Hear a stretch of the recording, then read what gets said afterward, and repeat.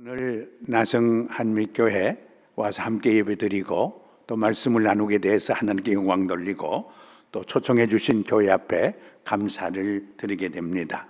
말씀 안에서 피차 은혜 받는 귀한 시간이 되었으면 합니다. 사람은 참 외롭고 고독한 실존입니다. 이 세상에 태어날 때 홀로 울면서 태어나게 됩니다. 또 한평생 살다가 세상을 떠날 때도 홀로 세상을 떠납니다. 그때는 더 많은 사람을 울리며 홀로 세상을 떠나가게 됩니다. 현대인은 홀로 있기 때문에 외롭고 고독한 실존이 아니라 많은 물결의 군중의 파도 속에서도 나 홀로라고 하는 그 외로움 때문에 더 고독감을 느끼며 살아갑니다. 그 많은 군중의 물결이 나와는 아무 상관이 없다고 하는 외로움이 더욱 우리를 고독하게 만들어 갑니다. 그래서 군중 속의 고독이라는 말까지 생겨나게 되었습니다. 최근에 한국에서 유행하는 말 중에 혼수, 혼밥이란 말이 유행을 하고 있습니다. 혼자 잠을 자고 혼자 밥을 먹는 라이프 스타일이 많이 유행을 한다고 하는 것입니다. 여러분 1979년에 만하탄에서 일본의 유명한 사진작가가 사진 전시회를 했습니다. 거기에서 최우수 작품으로 선정된 작품이 이런 내용이었습니다. 어느 방에 노인 한 분이 외롭게 침대에 누워 있습니다. 그 옆에는 전화기 한 대가 놓여 있습니다. 근데 그 전화는 매일 한 번씩 울려옵니다. 그 전화 소리는 가족이나 자녀들이 안부를 묻는 전화가 아니었습니다. 장의사 집에서 이 노인이 죽었는가 살았는가 확인하는 그런 전화의 울림이었습니다. 얼마나 외로운 현대인의 모습을 잘 설명해 주는지 알 수 없습니다. 많은 현대인들은 이 외로움을 고독을 달래기 위해서 술도 마셔보고 춤도 춰보고 도박도 해보고 마약도 해보고 바람도 피우게 됩니다. 또 이 고독을 이기기 위해서 외로움을 이기기 위해서 돈도 열심히 벌고 권력도 잡아보려고 애를 쓰고 명예와 인기도 얻어보려고 노력하는 모습을 우리가 찾아보게 됩니다. 근데 인기를 먹고 사는 많은 연예인들 보면은 더욱 외롭게 인생을 살아가게 됩니다. 우리가 잘 아는 해밍웨이 1954년도에 노벨 문학상을 탔습니다. 그러나 그는 말년에 너무나 외로웠습니다. 그래서 스스로 자신의 목숨을 끊으면서 이런 유언을 남겼습니다. 나는 정구의 전열이 끊어진 것처럼, 그 피라미드 끊어진 것처럼 너무나 외롭고 고독하다고 고백을 하게 된 것입니다. 오늘 본문에 보면 사도 바울도 말년에 많이 외로워했습니다. 대만은 세상을 사랑해서 나를 버리고 데살로니가로 갔고 또 그레스게아는 갈라디아로 갔고 디도는 달마디아로 갔고 두기고는 에베소로 보내졌다. 그러므로 지금은 누가만 내 곁에 남아있다는 거예요. 그래서 디모데께 내가 올 적에 마가를 꼭 데리고 오라고. 내가 그걸 보고 싶다고. 그가 내게 필요하다고. 그리고 특별히 가죽책에 쓴 성경책을 가지고 와달라. 그렇게 부탁하는 말을 들어볼 수가 있습니다. 사람이 언제 더욱 외롭고 고독한가? 환경이 바뀔 적에 더 외롭고 고독을 경험합니다. 시골에서는 이웃사촌이라고 남이지만 친척처럼 지내요. 근데 도시로 가면 옆방에 사는 아파트 사람하고도 인사도 안 하고 교제도 안 하고 남처럼 살아가게 됩니다. 특별히 먼 타주로 이사를 간다든가 외국으로 이민을 갈 때 홈식에 걸리는 모습을 종종 우리가 경험을 하게 됩니다. 특별히 우리가 살고 있는 현대 사회는 급변하는 사회입니다. 과거 100년의 변화가 10년 동안에 일어나고 있어요. 이런 급변한 사회 속에서 많은 사람들이 문화에 적응하지 못해서 외로움과 소외감을 경험할 때가 많이 있어요. 이 모노로그 시대에 살던 많은 노인들은 이 디지털 시대 속에서 적응하지 못하는 외로움을 경험할 때도 없잖아 있는 것을 우리가 볼 수가 있습니다. 다음으로는 헤어질 때 외로움과 고독을 더욱 느껴요. 사별을 한다든가 부부가 같이 살다가 사별할 때 참 외롭죠. 또 이혼으로 인해서 이별을 한다든가 혹은 여러 가지 사정으로 인해서 서로 헤어지고 이별할 때 더 우리는 고독감을 느끼게 되는 것을 우리가 볼 수가 있습니다. 그리고 공동체 속에서 자기 의견이 받아들여지지 않고 반대 부닥칠 적에 외로워요. 상처를 입을 때도 없잖아 있는 것입니다. 특별히 배신을 당할 때, 배반을 당할 때 많은 고독감과 외로움과 상처를 받게 되는 것을 우리가 종종 경험을 합니다. 한국의 윤여정이라고 하는 여배우가 있어요. 이분은 사실은 조모 가수와 결혼해서 12년 동안 동거 생활을 했습니다. 그 조모 가수가 빌그람 재단에서 초청을 받아서 미국에서 활동할 때 같이 와서 12년 동안 미국에서 생활을 했습니다. 그 남편으로부터 버림을 받았어요. 외면을 당했어요. 그래서 참 외롭고 고독했어요. 미국에서 그가 할 수 있는 아무 일도 없었어요. 열심히 영어 공부하는 일 하나가 있었고 겨우 쇼핑마켓에 가서 캐시어는 할 수가 있었어요. 그래서 캐시어를 하면서 열심히 두 아들을 뒷바라지하고 교육을 시켰던 것을 우리가 알고 있습니다. 그리고 70이 넘어서 한국에 나가서 다시 배우 생활을 했는데 그 여기 오스카상 여배우 조연상을 받아서 큰 화제거리가 지난해 되었던 것을 우리는 기억을 합니다. 그녀는 외로움과 고독을 잘 이겨냈다고 볼 수가 있습니다. 특별히 노년이 될 때 많은 외로움과 고독감을 더욱 느끼게 됩니다. 젊어서는 할 일이 많아요. 가야 할 곳도 많아요. 만나야 할 사람도 많아요. 배워야 할 것도 많아요. 할 일이 얼마나 많이 있는지 몰라요. 그래서 외로울 시간이 없어요. 고독할 시간이 전혀 없는 거예요. 그러나 나이가 들면은 모든 사회적 기능과 직무가 하나하나 벗겨집니다. 그리고 친한 친구도 한 사람 한 사람 세상을 떠나가게 됩니다. 그래서 더욱 외로운 인생을 살게 되는 것을 우리가 경험을 할 수가 있습니다. 특별히 병들고 몸이 약할 때 외로움과 고독을 경험하는 것을 우리가 알 수가 있습니다. 저도 지난 4년 반 동안 전립선암 말기라는 진단을 받고 투병생을 해왔습니다. 지금도 항암 치료를 받고 있어요. 우리가 몸이 약하면 마음도 약해지기 쉬워요. 그러나 사실은 믿음의 사람들은 오히려 믿음 안에서 승리하는 것입니다. 사도 바울은 여러 가지 외로움과 고독에 부닥쳤지만은 결국 믿음 안에서 승리하게 돼요. 내가 선한 싸움 다 싸우고 달려갈 길 마치고 믿음을 지켰으니 이젠 나를 위하여 생명의 면류관이 의의 면류관이 예비되었다고 고백하고 찬송하는 모습을 우리가 보지 않습니까? 예수님도 십자가의 길은 참으로 고독하고 외로운 길이었어요.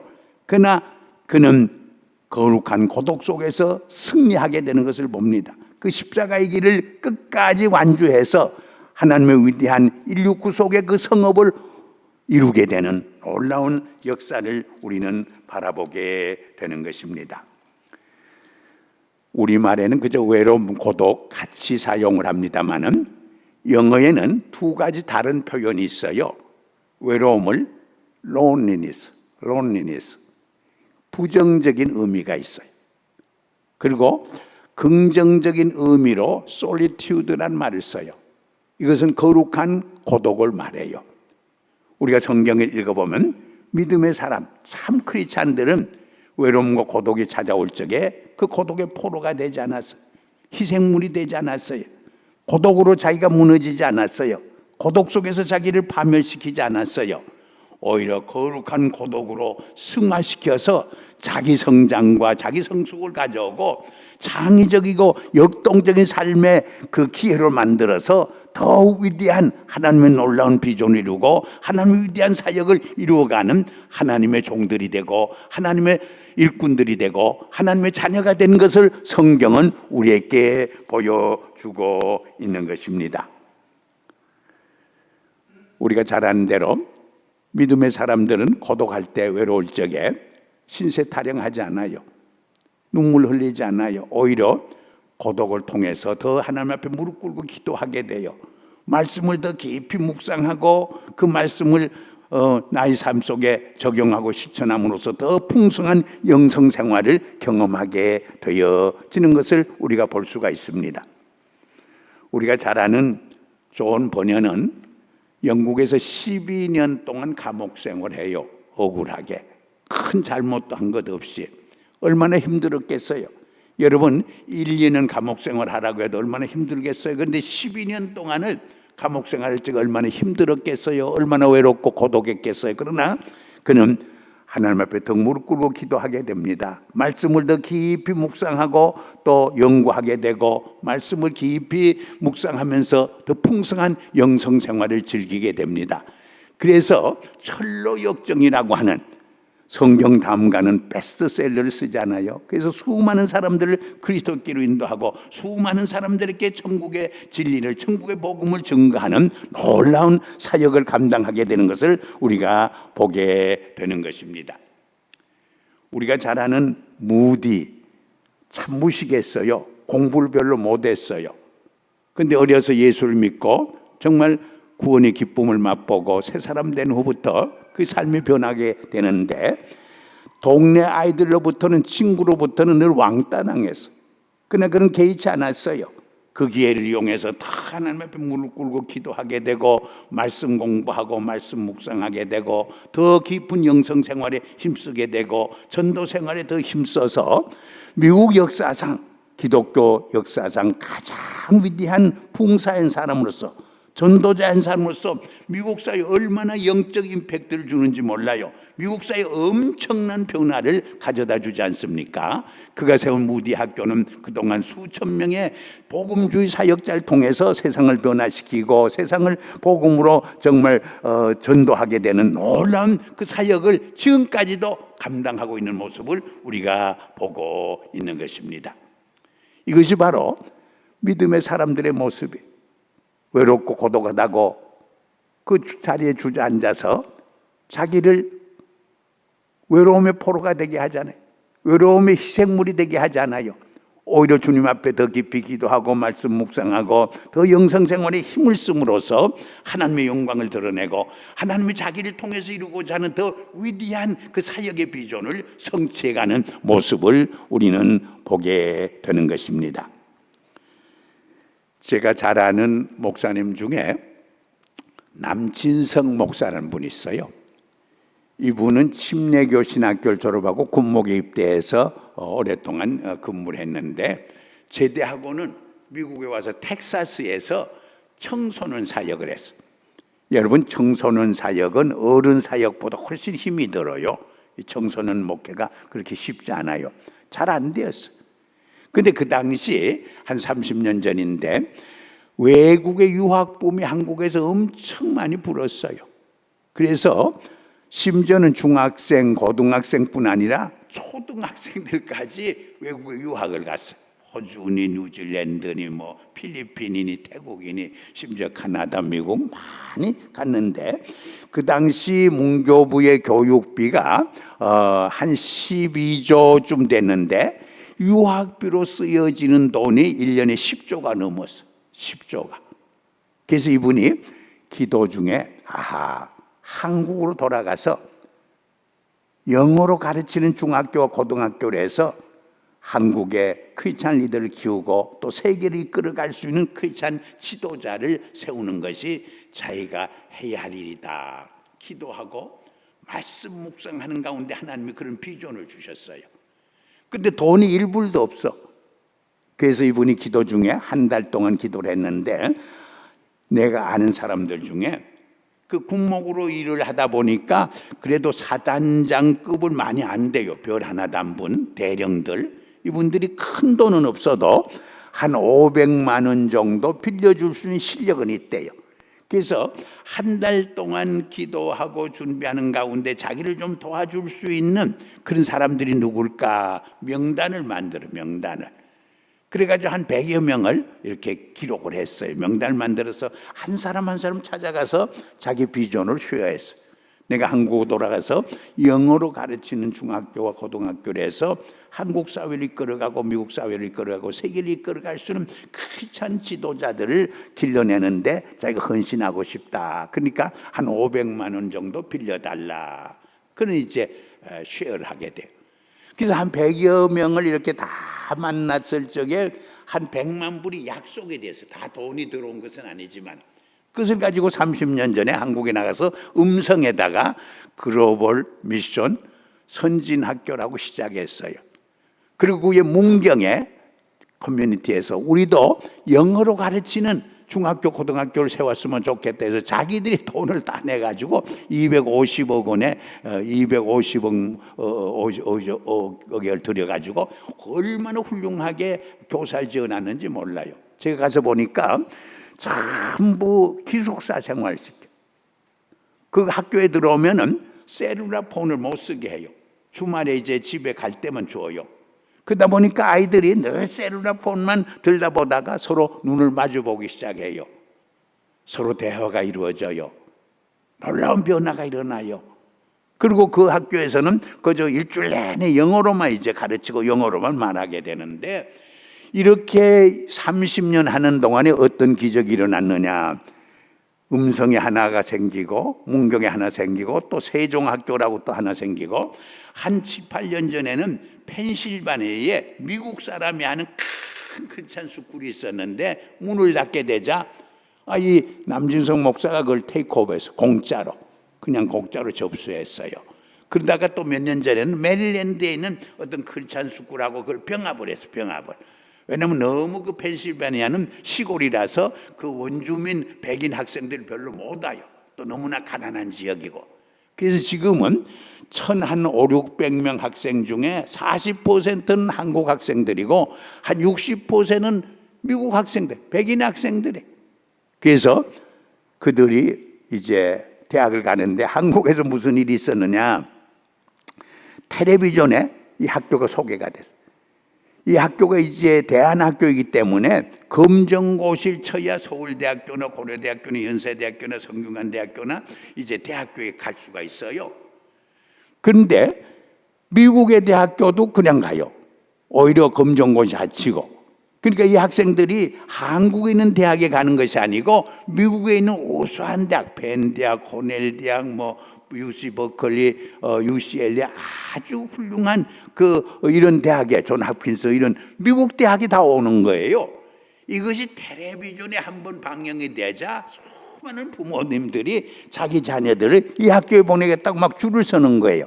그래서 1,000불, 2,000불 학비를 내고도 서로 기다리는 웨이팅 리스트에 기다리는 그런 지경이 돼. 그러다 보니까 1억을 내서 이사하겠다는 분도 생기고 이런 분이 많이 생기면서 빚도 다 갚았어요. 그 500만 원 빌린 거 갖다 줬더니 90%가 사실은 이 돈 못 받을 줄 알고 떼이는 줄 알고 줬다는 거예요. 그러면서 교육비에 다시 써달라고 돌려주는 사람이 거의 80%가 넘었어요.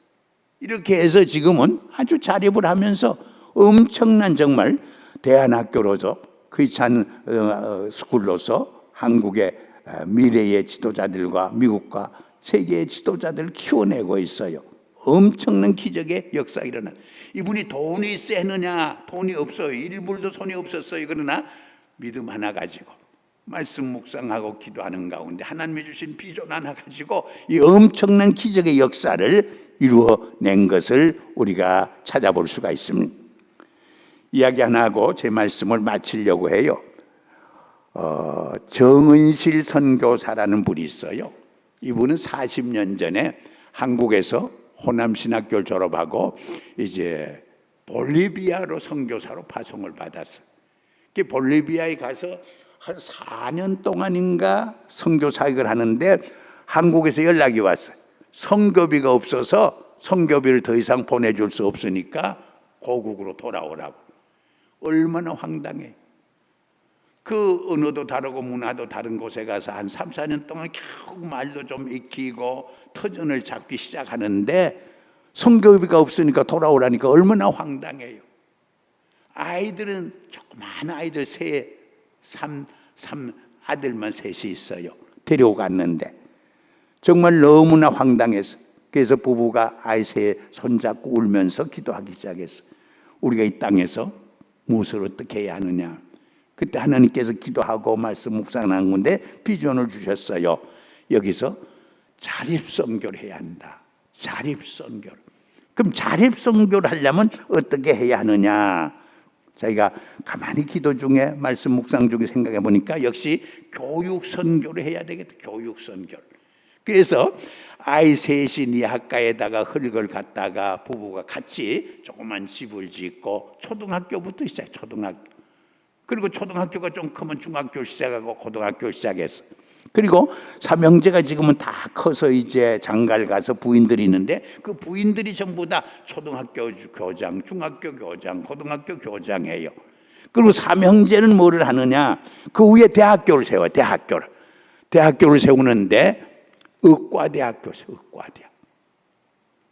의과대학을 세웠더니 막 500명, 1000명이 들어왔어요. 오프라했어요. 그리고 그 다음에 치과대학교를 세웠어요. 또 수백 명이 막 몰려왔어요. 약학대학을 세워요. 약학대학도 또 수백 명이 몰려왔어요.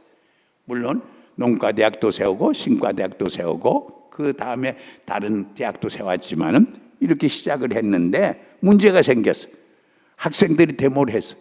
이 대학 엉터리다. 교수도 제대로 없고 실험실도 제대로 없고 이거 엉터리 대학이다 막 데모를 했는데 이분이 신문에다가 몇 년 후에는 다 이렇게 갖추겠다고 다 신문에다가 해명을 했더니 더 많은 학생들이 몰려왔어요. 그래서 거기에서 이제 학비를 받게 돼요. 한 학기 학비를 받으면 한 20만 불 정도 된대요. 두 학기 받으면 40만 불, 세 학기 받으면 한 60만 불, 네 학기 받으면 한 80만 불이 되잖아요. 그러니까 1학년에서 한 3학년, 4학년 되다 보니까 1년에 한 2, 300만 불이 들어오는 거예요. 그 중에 반은 학교를 확장해요. 학교 시설도 넓히고 실험소도 만들고 교수도 보완하고 이렇게 하면서 학교를 운영하기 시작하는데 학생들이 얼마냐? 8,000명, 10,000명이 됐어요. 제가 몇 년 전에 갔다 왔어요. 졸업설교를 해달라고 해서 갔는데 한 10,000명이 모였어. 근데 난민은 27개 국가가 다 스페니쉬를 써요. 스페니쉬. 그러니까 그 학교를 졸업하면 27나라에 가서 다 의사로서, 치과 의사로서, 약사로서 프랙티스를 할 수 있어요. 그러니까 중남미에서 전부 글로 이제 의과대학생들, 뭐 약학대학생들, 치과대학생 몰려오는 거예요. 그렇게 해서 지금은 엄청난 대학을 이루었어요. 큰아들은 병원장을 하고 둘째 아들은 농과대학과 신학대학 학장을 하면서 그 재산 관리를 해요. 그리고 막내 아들이 총장을 해요. 막내 아들이 총장을. 그런데 큰아들이 지난번 볼리비아 대통령 선거 때 후보가 됐어요. 후보가 돼서 대통령 될 뻔했는데 떨어졌어요. 볼리비아 나라에 엄청난 영적 임팩트를 주고 있어요. 얼마나 자랑스러운 한국인지 모르겠어요. 이것이 돈이 있어서 한 게 아니에요. 너무나 외롭고 고독하고 정말 힘들지만은 그 고독을 거룩한 고독으로 승화시켜서 자기 성장과 자기 발전을 가져오게 하고 더 창의적이고 역동적인 사역으로 좀 이어가면서 그 나라의 기적을 이루고 있어. 엄청난 기적을 이루고 있어. 제가 농장을 구경시켜 준다고 해서 갔더니 여기에서 저 끝까지 보이질 않아요. 거기다가 수백 마리 젖소들을 그냥 방목하고 있어요. 엄청난. 그리고 그 땅이 자꾸 이제 개발되면서 건물을 지을 수 있으면 거기다가 예배당을 짓기 시작해요. 그 예배당을 지으면 그 동네 주민들이 여기는 이제 동네가 생기고 도시가 생겨난다고 해서 막 집을 사가지고 들어와서 땅값이 10배로 올라요. 그래가지고 75교회를 세웠어요. 그분이 그 동네마다. 엄청난 기적을. 큰아들은 대학병원장을 하면서 주일날은 현지교회 목회를 해요. 현지교회 목회를. 제가 그 교회 가서 설교를 했어요. 저녁 설교를. 둘째 아들은 이제 한인이 한 4, 50명밖에 없어요. 거기서 한인 교회를 인도하는데 제가 그 교회도 또 설교를 했어요. 그리고 오후에는 청소년 집회를 해달라고 해서 청소년 집회도 하고 그렇게 돌아왔는데 제 자신이 얼마나 감동을 받고 도전을 받고 돌아왔는지 몰라요. 하나님께서는 그 거룩한 고독을 통해서 참 그 땅에 버려진 그런 몸이 됐지만은 외로워하지 아니하고 그 외로움이 포로가 되거나 희생물이 되지 아니하고 그것을 거룩한 고독으로 승화시켜서 자기 성장과 자기 성숙과 자기 발전을 가져오게 하고 더 역동적이고 창의적인 사역으로 이어가게 함으로써 세상을 변화시키고 있어요. 이것이 바로 참 믿음의 사람들이 해야 할 일이 외롭다고 신세타결하고 그 자리에 주저앉아 있는 삶이 아니에요.